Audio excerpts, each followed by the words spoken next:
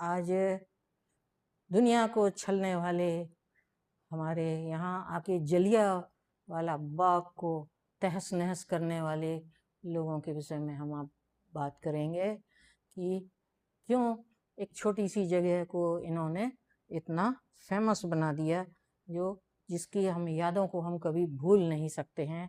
ये समय होता है 1699 आनंदपुर साहिब में, और सभी स्त्री पुरुष बैसाखी मनाने के लिए इकट्ठे होते हैं। जैसे आमतौर पे हमारे यहाँ होता है, जब मेला लगता है, लोग जब बच्चे भी जाते हैं, खाते पीते हैं, ये करते हैं और रहते हैं।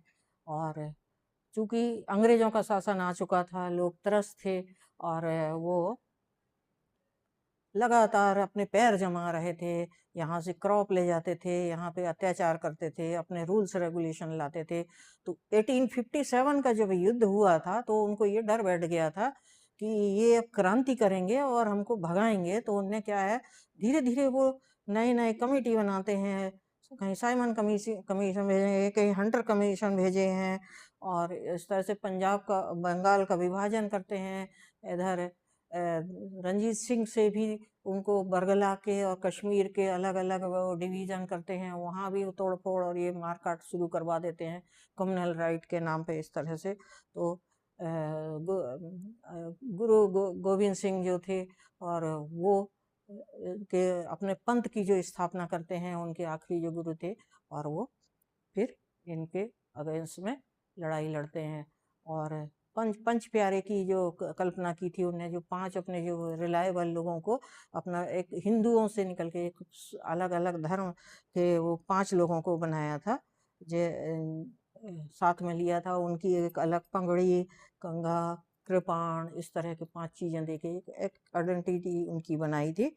और वो उसमें मंदिर मंदिर कहलाता है। स्वर्ण मंदिर को मंदिर इसलिए कहते हैं कि ये जो स्थापना हुई थी, ये खालसा पंथ की स्थापना हुई थी बैसाखी के दिन, और वो हिंदू हिंदू ही थे जो उन्हें प्रण किया था अत्याचारी लोगों को भगाने के लिए, और वहां पे जलियांवाला बाग में इकट्ठे थे। लेकिन जनरल ओपी डायर जो है, वो क्या करता है, वहां पे गोली चला देता है। 60 अपने सैनिक लाता है और 2 मशीन गन लाता है, नॉन स्टॉप गोली चला के, और जितने लोग वहाँ खड़े हुए थे सबको गोली नॉन स्टॉप चलाता है। तो कुछ जान बचा के कुएं में गिर जाते हैं, वो खत्म हो गए थे उसी समय वहीं पे।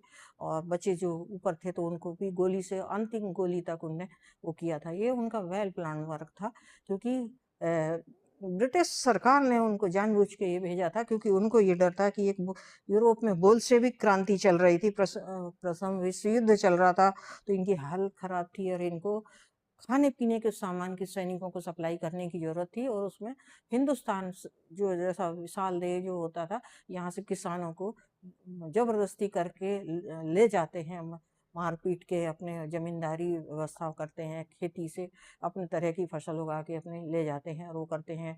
इंडिगो उगवाते हैं, जो अपनी मैनचेस्टर के लिए वो ले जाते हैं, कपड़े का कलर के लिए ले जाते हैं, इस तरह से। तो गोविंद सिंह जो 10वें गुरु जो हुए थे, उनने इनको ललकारा था। उसके पहले ये लोग तेग तेग बहादुर, जो उनको भी उनको सिर काट दिया था उनने, आगरा से अरेस्ट करके और लाल किले में लाके उनके साथ 3 लोगों को, एक को आरी से काटा, एक को उनके सामने चीरा, दूसरे को बॉडी में रबर वगैरह लगा के, वो रुई लगा के और आग लगा दी है। एक एक को उन्हें, बंदा सिंह नाम है उनको, उनको क्या किया, गरम तवे में बिठाया और ऊपर से उबलता तेल डाला और आंखें निकाली, इस तरह से उनको टेरिफाइड किया और बताया कि तुम यदि अपने सिख धर्म का ये बंद नहीं करोगे, प्रचार नहीं करोगे, लोगों को नहीं करोगे, तो हम तुमको भी मार देंगे। और अल्टीमेटली वो ले जाते हैं बाहर, 700 लोगों को एक साथ गर्दन काट काट के मारते हैं। उसी में तेग बहादुर शीशगंज गुरुद्वारा जो हमारा दिल्ली का कहलाता है, वो उन्हीं की याद में उनका सिर काटा था।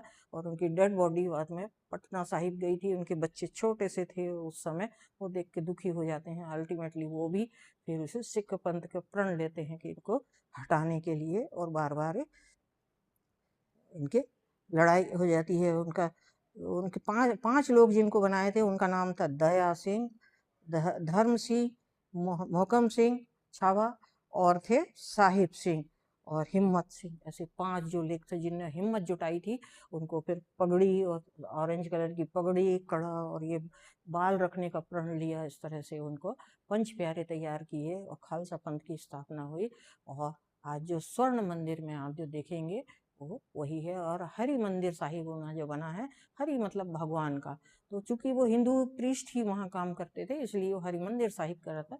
लेकिन इन लोगों ने क्या किया, अंग्रेजों ने फूट डाल के और वहां से मूर्ति निकाल के वहां से बाहर हटवा दी। तब से वहां से स्वर्ण मंदिर में हिंदुओं के देवी देवताओं की मूर्ति नहीं है। इसके पहले इन लोगों ने 4 बच्चे, जो गोविंद सिंह के जो चारों बच्चों को सिरसा के नदी में और चमकौर में मारे थे, जिनको बाल बाल वीर दिवस के नाम से हमारी मोदी गवर्नमेंट ने अभी उनको रिकॉग्नाइज की है।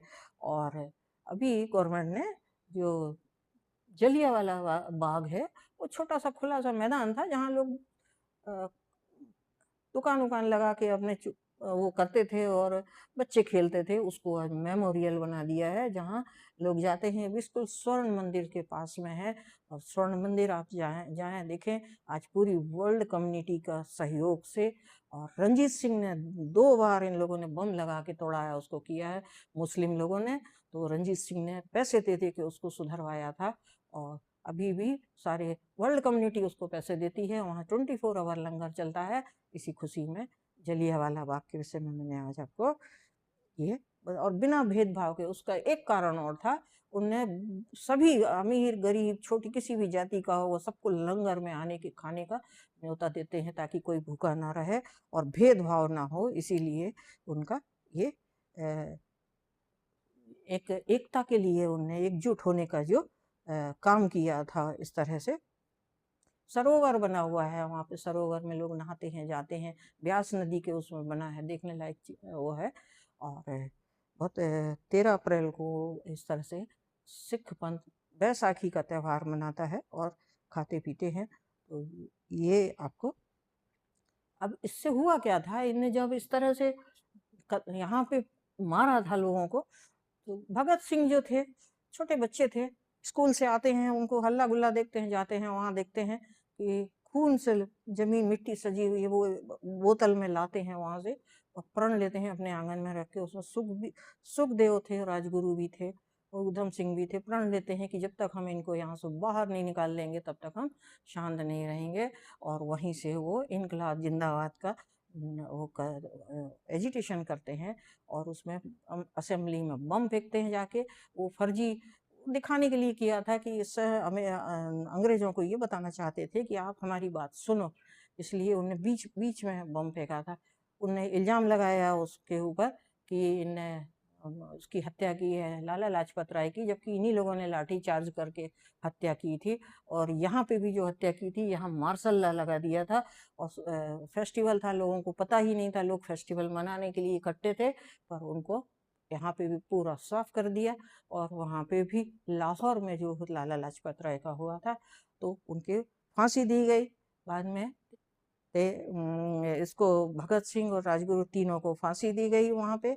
और ऊधम सिंह ने जाके उनको कैंपस्टन जो उनका जो हॉल है वहाँ पे, वहाँ जाके माइकल ओ डायर, 2 डायर हैं उसमें। एक डायर था जो पंजाब का वाइसराय था, दूसरा जो था रेजिनॉल्ड डायर था, वो मिलिट्री हेड था। तो चूंकि इनने मार्शल लॉ लगा के और वो किया था, तो वो वहां से तब से वो गुस्से में थे और इंग्लैंड में जाके वहां पे पिस्तौल खरीदते हैं, वो करते हैं और माइकल ओटायर को असेंबली में मारते हैं। और ये मार्च में मारा उन्हें और उनको 31 जून को उनको फांसी दे दी गई। ऊधम सिंह को ऊधम सिंह के नाम पे आज ऊधम सिंह नगर बसाया गया है, जिसको गवर्नमेंट ने, वो छोटा सा जो गांव था यहाँ पे हमारे, उसमें उसको ऊधम सिंह नगर के नाम से हम जानते हैं। तो इस तरह से हमारे जो शहीद लोगों की याद में हम ये इनको जीवित रखे हुए हैं, ताकि हम इनको देख के ये कह सकें अत्याचारी लोगों का अंत होना चाहिए।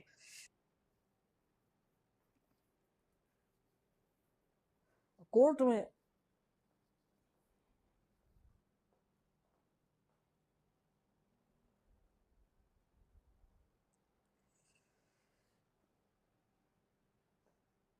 उधम सिंह ने जब इनका आखिरी बदला उधम सिंह ने लिया था, तो कोर्ट में वो अपना नाम बदल के, देखो सर्वधर्म का एक उदाहरण उन्होंने बताया था, उनका अपना नाम रखा राम मोहम्मद सिंह आज़ाद।